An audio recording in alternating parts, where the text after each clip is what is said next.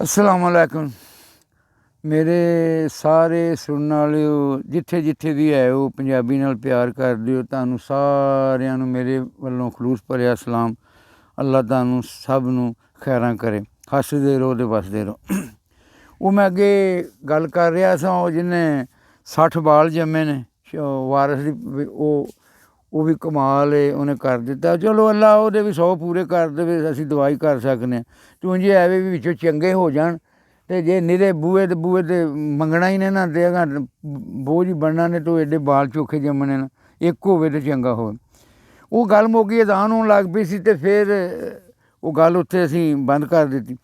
ਉਹ ਇੱਕ ਸ਼ੌਕਤ ਨੇ ਨਾ ਮੈਨੂੰ ਵੀ ਦੱਸਿਆ ਹੋਣਾ ਵਕਫੇ ਦੇ ਵਿੱਚ ਵੀ ਸਾਡੀ ਬੇਟੀ ਇੱਕ ਉਜ਼ਮਾ, ਉਹ ਪਸੰਦ ਕਰਦੀ ਹੈ ਬੜੀ ਉਹਦੇ ਆ ਜਿਹੜੀ ਸਾਡੀ ਵੀਡੀਓ ਹੋਵੇ।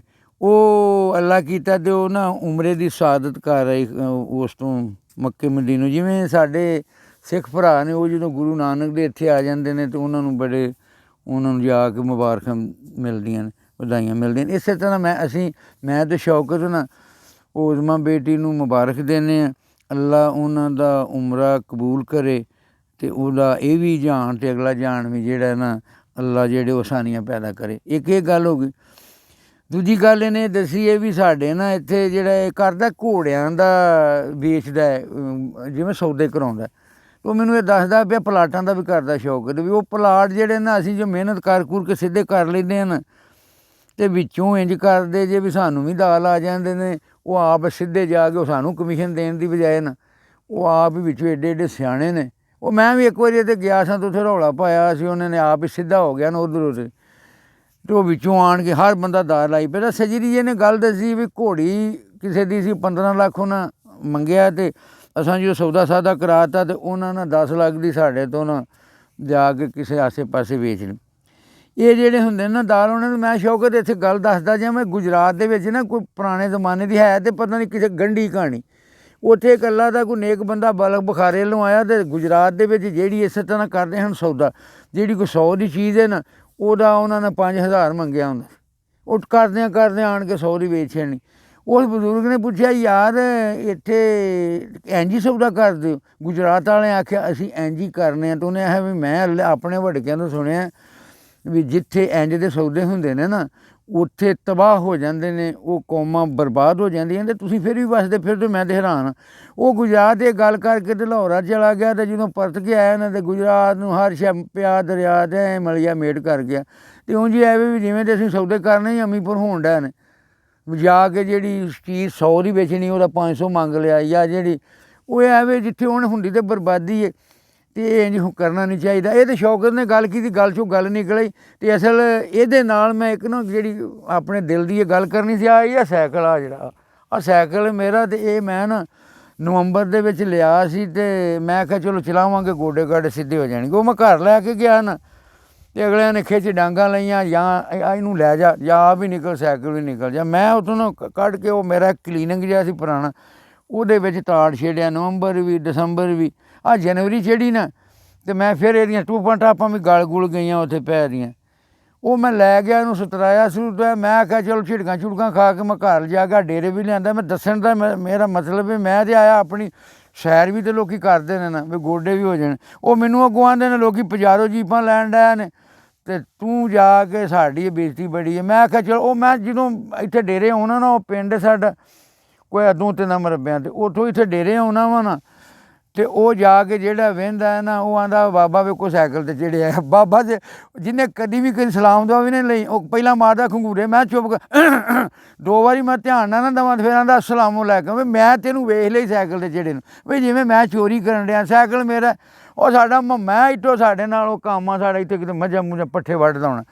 ਉਹ ਮੈਨੂੰ ਆਂਦਾ ਬਾਬਾ ਉੱਥੇ ਗੱਲਾਂ ਕਰਿੰਦੇ ਆਣ ਪਏ 2 ਛੋਰ, ਬਾਬਾ ਸਾਈਕਲ 'ਤੇ ਚੜ੍ਹਿਆ ਹੋਇਆ।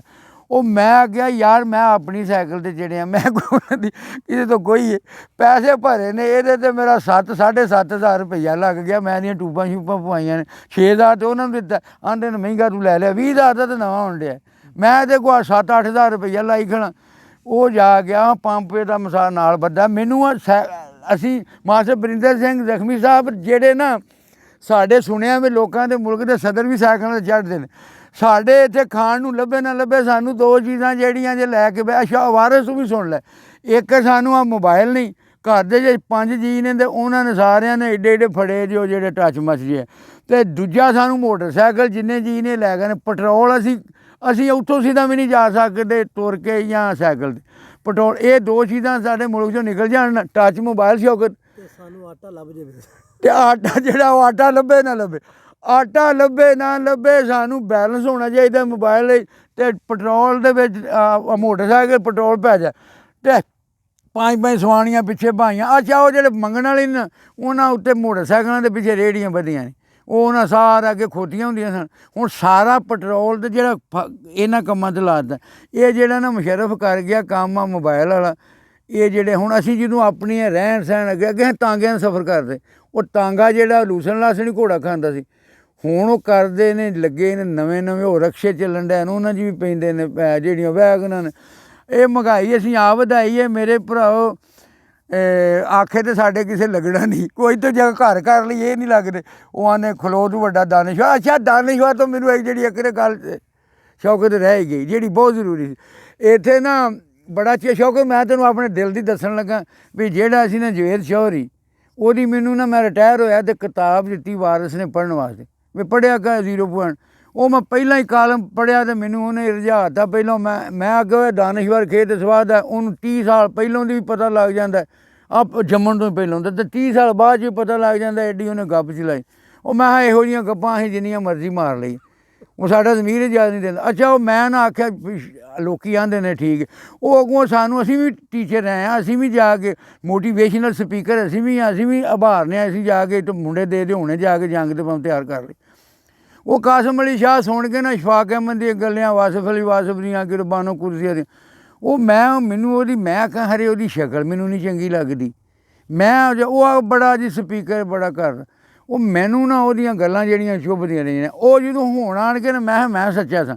ਹੁਣ ਉਹਦਾ ਜੇ ਵੇਖੋ ਸੰਘਾਉਂਦਾ ਫਿਰਦਾ ਜੇ ਕੁਛ ਬੋਵਾਂ ਵੀ ਇਹਨੂੰ ਸੁੰਘਿਆ ਕਰ, ਆ ਜਿਹੜਾ ਮੈਂ ਤੈਨੂੰ ਦੇ ਕੇ ਚੱਲਿਆ ਕਿਤਾਬ ਵੀ ਛੇਤੀ ਮਰ ਜਾ ਕੇ। ਉਹ ਯੋਗ ਤੋਂ ਉਹ ਜਵੇਦ ਚੌਧਰੀ ਵੇਖ ਲਓ, ਉਹਨੂੰ ਜਵੇਦ ਚੌਧਰੀ ਨੂੰ ਜਿਹੜਾ ਹੈ ਸੀ ਨਾ ਸਾਡਾ ਬਾਜਵਾ ਸਾਹਿਬ, ਉਹ ਰਸ ਬੜੇ ਚੰਗੇ, ਕੇਕ ਰਸ ਚਾਹ 'ਚ ਡੋਬੇ ਨਾ ਅਤੇ ਜਵੇਦ ਚੌਧਰੀ ਨੂੰ ਉਹ ਚੰਗੇ ਲੱਗਦੇ ਸਨ। ਅਤੇ ਸਾਡੇ ਵਾਲਾ ਜਿਹੜਾ ਹੈ ਹੀ ਕਾਸਮ ਅਲੀ, ਇਹਨਾਂ ਨੂੰ ਜਵੇਦ ਚੌਧਰੀ ਇਹ ਨਹੀਂ ਪਤਾ ਲੱਗਾ ਵੀ ਇਮਰਾਨ ਖਾਨ ਤਾਂ ਸੁੱਕੇ ਟੁੱਕਰ ਚਾਹ 'ਚ ਡੋਬਦਾ ਰਿਹਾ। ਉਹ ਸੁੱਕੇ ਟੁੱਕਰ ਡੋਬਣ ਵਾਲਾ ਚੰਗਾ ਜੋ ਕੇਕ ਰਸ ਤਾਂ ਫਿਰ ਵੀ ਮਹਿੰਗੇ ਹੁੰਦੇ। ਅਤੇ ਉਹ ਜਿਹੜੇ ਨਾ ਇਹ ਕੰਮ ਜਿਹੜੇ ਨੇ ਦੱਬੀ ਜਾਂਦੇ ਨੇ, ਜਿੱਥੇ ਵੀ ਜਿੱਦਾਂ ਜੀ ਕਰਦਾ ਨਾ ਉਹ ਟਿੱਲ ਸ਼ੌਕਤ ਲਾਈ ਜਾਂਦਾ ਹੀ।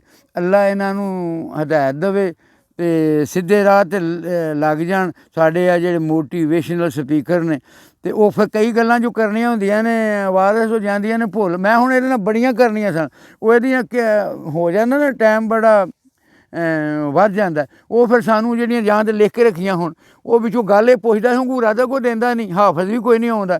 ਉਹ ਫਿਰ ਮੇਰੇ ਕੋਲ ਜਿਹੜੀਆਂ ਆਉਂਦੀਆਂ ਨੇ ਵੀ ਉਹ ਜਿਹੜਾ ਮੋਟੀਵੇਸ਼ਨਲ ਸਪੀਕਰ ਨੇ ਇਹਨਾਂ ਕੋਲੋਂ ਬਚੋ। ਉਹ ਜਾ ਕੇ ਜਦੋਂ ਜਾ ਕੇ ਅਗਲੇ ਨੂੰ ਜਿਹਦੇ ਨਾ ਆਪ ਅਮਲ ਨਹੀਂ ਨਾ ਕਰਦੇ, ਉਹੋ ਹੀ ਗੱਲਾਂ ਅਗਲੇ ਨੂੰ ਦੱਸੀ ਜਾਂਦੇ ਨੇ। ਇੰਝ ਕਰੋ, ਆਹ ਕਰੋ, ਇਹ ਕਰੋ। ਮੈਂ ਜੀ ਫੌਜ ਵਾਲਿਆਂ ਨੂੰ ਸਬਕ ਦਿੱਤਾ, ਉਹ ਫੌਜ ਨੇ ਜਿਹੜੇ ਚੰਨ ਚੜਾਏ ਨੇ। ਮੈਂ ਜੀ ਐਜੂਕੇਸ਼ਨ ਵਾਲਿਆਂ ਨੂੰ ਕੀਤਾ, ਉਹ ਪ੍ਰੋਫੈਸਰਾਂ ਜਿਹੜੇ ਕੰਮ ਕੀਤੇ ਨੇ। ਇਸ ਲਈ ਬੰਦਾ ਆਪਣੀ ਔਕਾਤ 'ਚ ਰਹੇ। ਜਦੋਂ ਬੰਦਾ ਆਪਣੀ ਔਕਾਤ 'ਚੋਂ ਨਿਕਲਦਾ ਨਾ ਅਤੇ ਉਹਦੇ ਨਾਲ ਅੱਲਾ ਦਾ ਇੱਕ ਸਿਸਟਮ ਹੈ, ਉਹਦਾ ਉੱਥੇ ਉਹ ਮੱਕੂ ਜਿਹੜਾ ਨਾ ਠੱਪਿਆ ਜਾਂਦਾ। ਅੱਲਾ ਤੁਹਾਨੂੰ ਸਭ ਨੂੰ ਹੋਰ ਮੈਨੂੰ ਗੱਲਾਂ ਬੜੀਆਂ ਆਉਂਦੀਆਂ ਨੇ। ਵੀਡੀਓ ਆਉਣ ਡਈ ਹੈ, ਉਹ ਇੱਕ ਲਾਲ ਸ਼ਾਹ ਸਾਹਮਣੇ ਆ ਜਾਂਦਾ, ਉਹ ਆਂਦਾ ਥੋੜ੍ਹਾ ਭਰਿਆ ਕਰ, ਦੁਬਾਰਾ ਕੱਟ ਕੇ ਕਰ ਲਿਆ ਕਰ। ਚਲੋ ਕੋਈ ਗੱਲ ਰਹਿ ਗਈ ਨਾ ਫਿਰ ਚੇਤੇ ਆ ਗਈ ਅਤੇ ਦੂਜੇ ਹਿੱਸੇ 'ਚ ਕਰ ਲਾਂਗੇ। ਅੱਲਾ ਤੁਹਾਨੂੰ ਸਭ ਨੂੰ ਖੁਸ਼ ਰੱਖੇ, ਜਿੱਥੇ ਜਿੱਥੇ ਵੀ ਹੈ ਉਹ ਰਾਜ਼ੀ ਰਹੋ। ਖੁਦਾ ਹਾਫਿਜ਼।